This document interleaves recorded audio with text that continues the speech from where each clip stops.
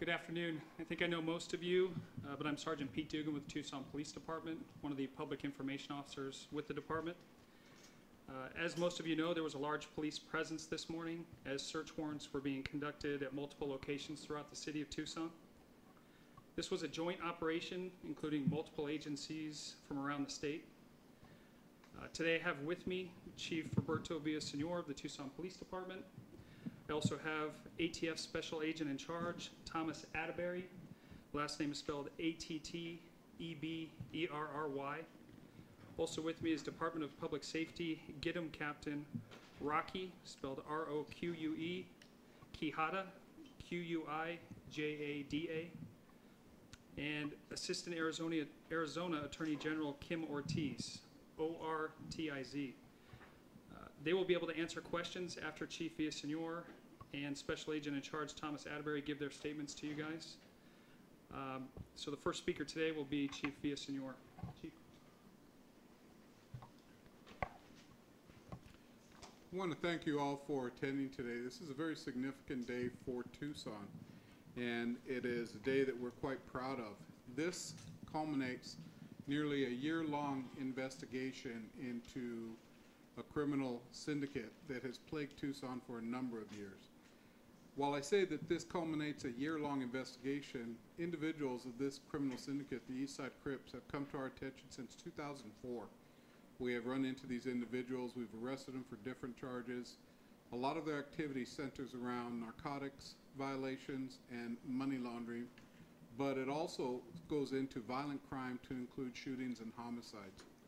The reach of this syndicate goes far beyond Tucson, even reaching out to Florida and New York.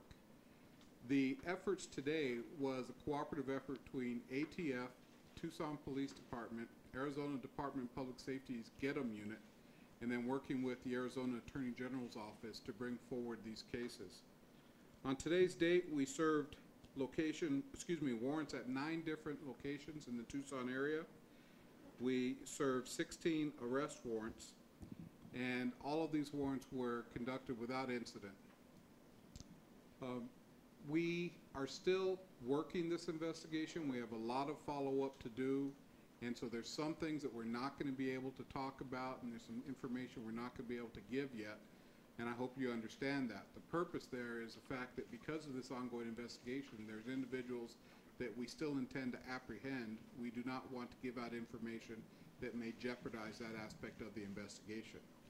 I think it's very poignant that we're holding this press conference here in the Tucson Police Department Crime Lab, because a lot of the work that has been done with this investigation, and more importantly is going to continue to be done with this investigation, involves forensics, such as ballistics comparisons, working with ATF and their new NIBIN, well not new, but their NIBIN technology to identify firearms and shells and casings and bullets to determine who owns the firearms where these casings and bullets come from.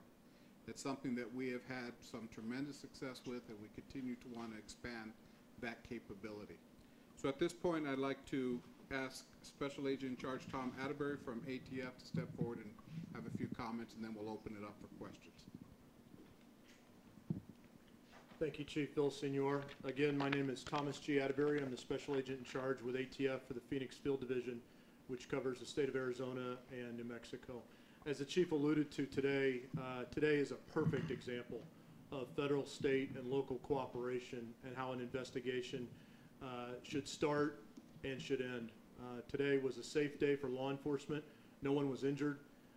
Everybody but one person was taken into custody safely, and the locations were searched. As the Chief talked about, this gang goes back with violence many years against the citizens of Tucson and the good people of Arizona. As many as 80 firearms have been taken in this investigation, which are attributed to the East Side Crips. Those firearms will be fully exploited with crime gun intelligence between DPS, ATF, Tucson Police Department, using the NIBIN technology. We're not done. There'll be many cases to follow, and the detectives and the agents will have many leads to follow based on the crime gun intelligence from these firearms. ATF's sole focus in this investigation is violent crime. This gang was targeted and we went after them with all the resources that law enforcement in this area had.